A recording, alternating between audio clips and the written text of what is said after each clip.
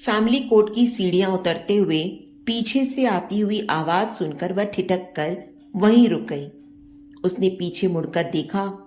वहां होते कोलाहल के बीच लोगों की भीड़ को चीरता हुआ नीरज उसकी तरफ तेज कदमों से चला आ रहा था। थैंक्स राधिका। उसके नजदीक पहुंच नीरज ने अपने मुंह से जब आभार के दो शब्द निकाले तो राधिका का चेहरा एक अनचाही पीड़ा के दर्द से तन गया। उसने नीरज के चेहरे पर नजर डाली। उसकी आंखों में उसे मुक्ति की चमक दिखाई दे रही थी। अभी चंद मिनटों पहले ही तो एक साइन कर वह एक रिश्ते के भार को टेबल पर रखे कागज पर छोड़ आगे बढ़ गई थी। Thanks Radhika to do the favour. मुझे तो डर था कि कहीं तुम सभी के सामने सच्चाई जाहिर कर मुझे जीने लायक भी न छोड़ोगी। राधिका को चुप पाकर नीरज ने आगे कहा। राधिका ने एक बार फिर ध्यान से नीरज के चेहरे को देखा और बिना कुछ कहे आगे बढ़ गई। फैमिली कोर्ट के बाहर से रिक्शा लेकर वह सीधे ऑफिस ही पहुंच गई। उसके मन में था कि ऑफिस के कामों में अपने को व्यस्त रखकर मन में उठ रही टीस को वह कम कर पाएगी, लेकिन वहां पहुंचकर भी उसका मन किसी भी काम में नहीं लगा। उसने घड़ी पर नजर डाली। 1 बज रहा था। ऑफिस में आए उसे अभी 1 घंटा ही हुआ था। अपनी तबीयत ठीक ना होने का बहाना कर उसने हाफ डे लीव को फुल डे सिक लीव में कन्वर्ट करवा लिया और ऑफिस से निकलकर सीधे घर जाने के लिए रिक्शा पकड़ लिया। सोसाइटी कंपाउंड में प्रवेश कर उसने लिफ्ट का बटन दबाया, पर सहसा याद आया कि आज सुबह से बिजली बंद है और शाम 5 बजे के बाद ही सप्लाई वापस चालू होगी। बुझे मन से वह सीढ़ियां चढ़कर तीसरी मंजिल पर आई। फ्लैट नंबर सी 302 का ताला खोलकर अंदर से दरवाजा बंद कर वह सीधे जाकर बिस्तर पर पसर गई। कुछ देर पहले बरस कर थम चुकी बारिश की वजह से वातावरण में ठंडक छा गई थी, लेकिन उसका मन अंदर से एक आग की तपिश से जला जा रहा था। नेहा अपने बॉस के साथ बिजनेस टूर पर गई हुई थी और कल सुबह से पहले उठने नहीं वाली थी, वरना मन में उठ रही टीस उसके संग बांट कर अपने को कुछ हल्का कर लेती। बेडरूम में उसे घबराहट होने लगी तो वह उठकर हॉल में आकर सोफे पर सिर टिकाकर बैठ गई। उसकी आंखों के आगे जिंदगी के पिछले 4 साल घूमने लगे। चलो अच्छा ही है, 2 दोस्तों के बच्चे अब शादी की गांठ से बंध जाएंगे तो दोस्ती अब रिश्तेदारी में बदलकर और पक्की हो जाएगी। राधिका के नीरज से शादी के लिए हाँ कहते ही जैसे पूरे घर में खुशियां छा गई थीं। राधिका के पिता ने अपने दोस्त का मुंह मीठा करवाया और गले से लगा लिया। राधिका ने अपने सामने बैठे नीरज को चोरी छिपे नजरें उठाकर देखा। वह शर्माता हुआ नीची नजरें किए हुए चुपचाप बैठा था। न्यू जर्सी से अपनी पढ़ाई पूरी कर अभी कुछ महीने पहले ही आया नीरज शायद यहाँ के माहौल में अपने आप को फिर से पूरी तरह से एडजस्ट नहीं कर पाया था। यही सोचकर राधिका उस वक्त उसके चेहरे के भाव नहीं पढ़ पाई। अपने पापा के दोस्त दीनानाथ जी को वह बचपन से जानती थी, लेकिन नीरज से उसकी मुलाकात इस रिश्ते की नींव बनने से पहले कभी कभी ही हुई थी। 12वीं पास करने के बाद नीरज 5 साल के लिए स्टूडेंट वीजा पर न्यू जर्सी चला गया था और जब वापस आया तो पहली ही मुलाकात में चंद घंटों की बातों के बाद उनकी शादी का फैसला हो गया। नीरज, मैं तुम्हें पसंद तो हूं ना? बगीचे में नीरज का हाथ थाम कर चलती राधिका ने पूछा। हाँ, लेकिन क्यों ऐसा पूछ रही हो? उसकी बात का जवाब देते हुए नीरज ने उससे पूछा। बस ऐसे ही, अगले महीने हमारी शादी होने वाली है, पर तुम्हारे चेहरे पर कोई उत्साह ना देखकर मुझे डर सा लगता है। कहीं तुमने किसी दबाव में आकर तो इस शादी के लिए हाँ नहीं की ना? पास ही लगी बेंच पर बैठते हुए राधिका ने नीरज को देखा। वेल, अपना बिजनेस सेट करने की थोड़ी टेंशन है। इसी उलझन में रहता हूं कि कहीं शादी का यह फैसला जल्दी तो नहीं ले लिया। कहते हुए नीरज ने अपनी पैंट की जेब से रुमाल निकाला और माथे पर उभर आई पसीने की बूंदों को पोंछ डाला। इसमें टेंशन लेने वाली बात ही क्या है? शादी तो समय पर हो ही जानी चाहिए। वैसे भी जीने के लिए पैसा नहीं, अपने लोगों के पास होने की जरूरत होती है। कहती हुई राधिका ने नीरज के कंधे पर अपना सिर टिका दिया। बात तो सच है तुम्हारी, पर फिर भी हर वक्त एक डर सा बना रहता है। नीरज ने अपने हाथ में अभी भी रुमाल पकड़ रखा था। छोड़ो भी अब यह डर और कोई रोमांटिक बात करो ना मुझसे। कहती हुई राधिका ने आसपास नजर दौड़ाई।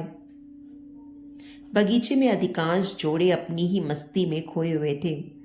सहसा राधिका नीरज के और करीब आ गई और उसके हाथ की उंगलियां उसकी छाती पर हरकत करने लगीं। ये क्या हरकत है राधिका? कहते हुए नीरज ने एक झटके से राधिका को अपने से दूर कर दिया और अपनी जगह से खड़ा हो गया। राधिका के लिए नीरज का यह व्यवहार अप्रत्याशित था। वह नीरज की इस हरकत से सहम गई। तभी दरवाजे की घंटी बज उठी। राधिका अपनी यादों से बाहर निकलकर खड़ी हुई और दरवाजा खोला। नेहा प्रधान है? दरवाजे पर कुरियर वाला खड़ा था। जी, इस वक्त वह घर पर नहीं है। लाइए मैं साइन कर देती हूँ। राधिका ने पैकेट लेने के लिए अपना हाथ आगे बढ़ाया। पैकेट देकर कुरियर वाला चला गया। दरवाजा बंद करती हुई राधिका ने पैकेट को देखकर उसके अंदर कोई पुस्तक होने का अंदाजा लगाया। नेहा अक्सर कोई ना कोई पुस्तक मंगवाती रहती थी। उसने पैकेट टेबल पर रख दिया और वापस सोफे पर बैठ गई। 4 वर्षों का साथ आज यूं ही एक झटके में तो नहीं टूट गया था। उसके पीछे की भूमिका तो शायद शादी के पहले से ही बन चुकी थी, पर नीरज का मौन राधिका की जिंदगी भी दांव पर लगा गया। नीरज के बारे में और सोचते हुए उसका चेहरा तन गया। नीरज, तुम्हारे मन में आखिर चल क्या रहा है? हमारी शादी हुए 1 महीने से ज्यादा हो गया है और 10 दिनों के अच्छे खासे हनीमून के बाद भी तुम्हारे चेहरे पर नई नई शादी वाली खुशी नदारद सी है। बात क्या है? मुझसे तो खुलकर कहो। पूरे हनीमून के दौरान राधिका ने महसूस किया कि नीरज हमेशा उससे एक सीमित अंतर बनाकर रह रहा है। रात के हसीन पल भी उसे रोमांचित नहीं कर पा रहे थे।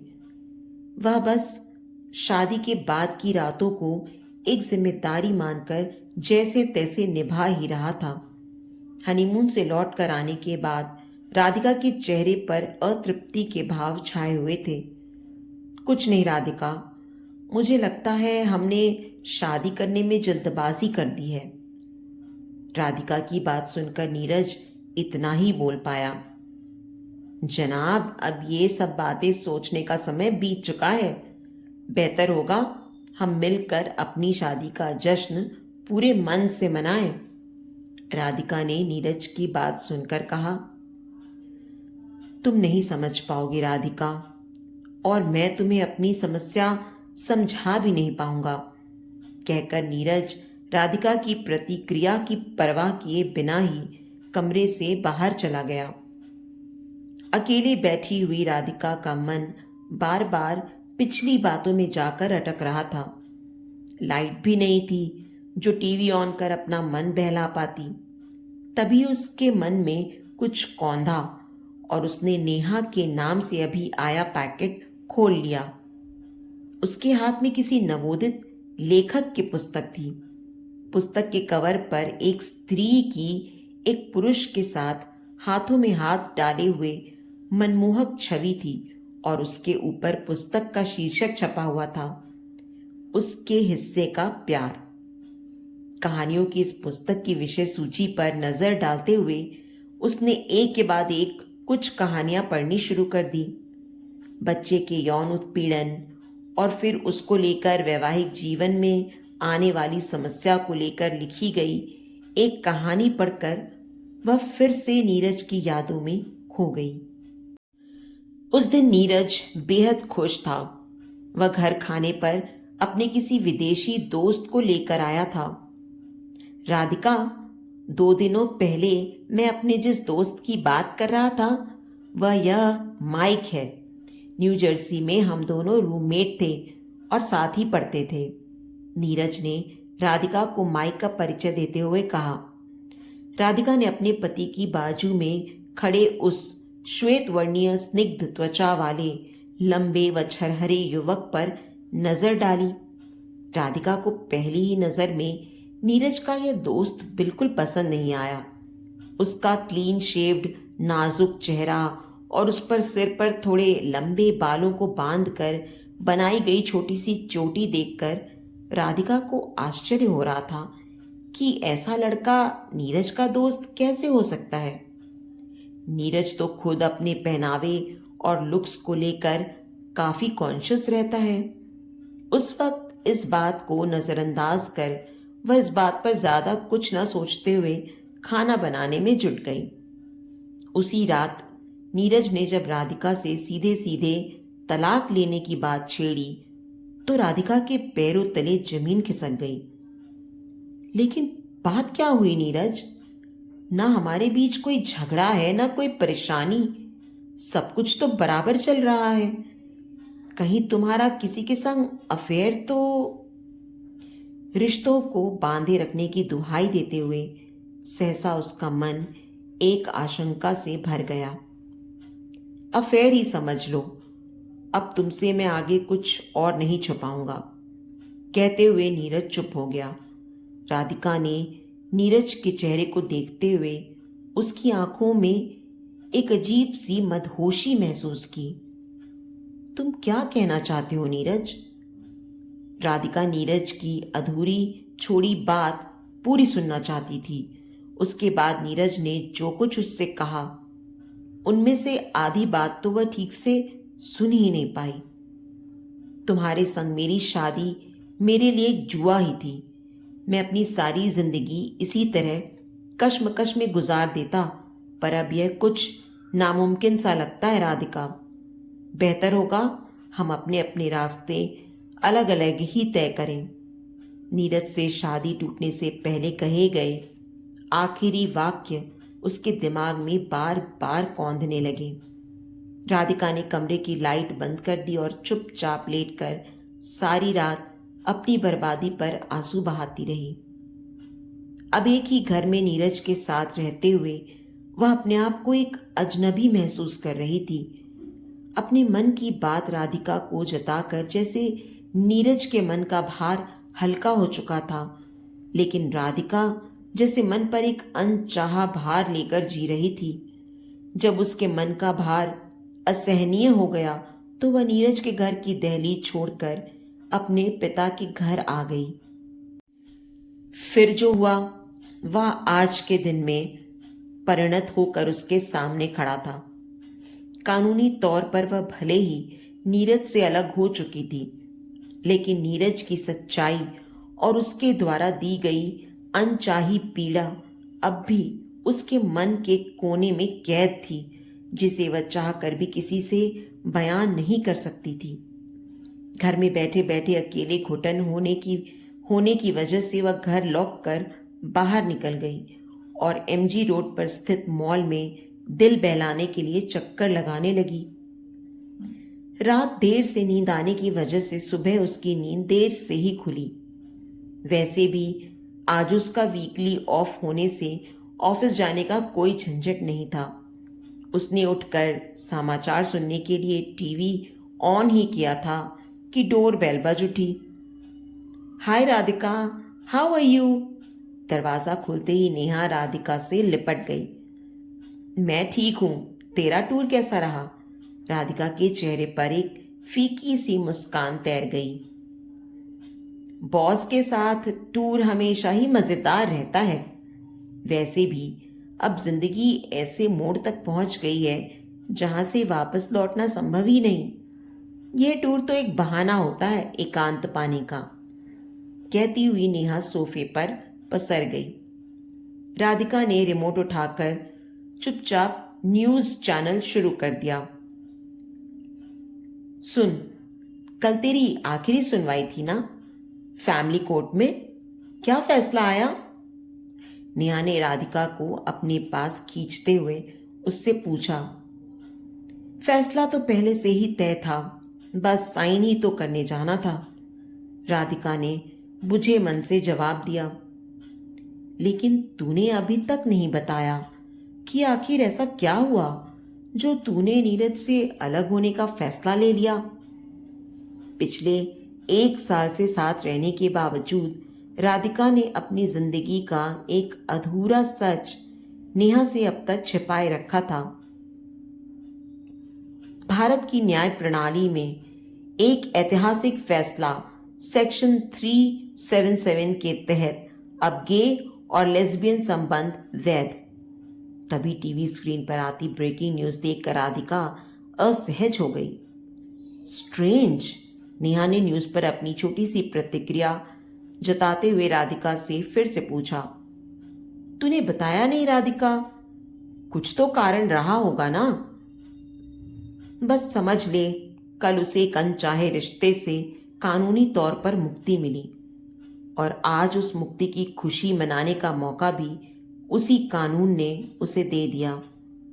राधिका की नजरें अभी भी टीवी स्क्रीन पर जमी हुई थीं, लेकिन नेहा उसकी नम हो चुकी आंखों में तैर रही खामोशी को पढ़ चुकी थी। तो दोस्तों, आपको ये कहानी कैसी लगी मुझे कमेंट बॉक्स में ज़रूर बताएं। कहानी अच्छी लगी हो तो प्लीज़ इसे लाइक करें और अपने दोस्तों और परिवार के साथ भी शेयर करें। आगे भी इसी तरह और अच्छी कहानियाँ पढ़ने के लिए मेरे चैनल को सब्सक्राइब करें और हाँ, नोटिफिकेशन बेल को भी ज़रूर दबाएं। धन्यवाद।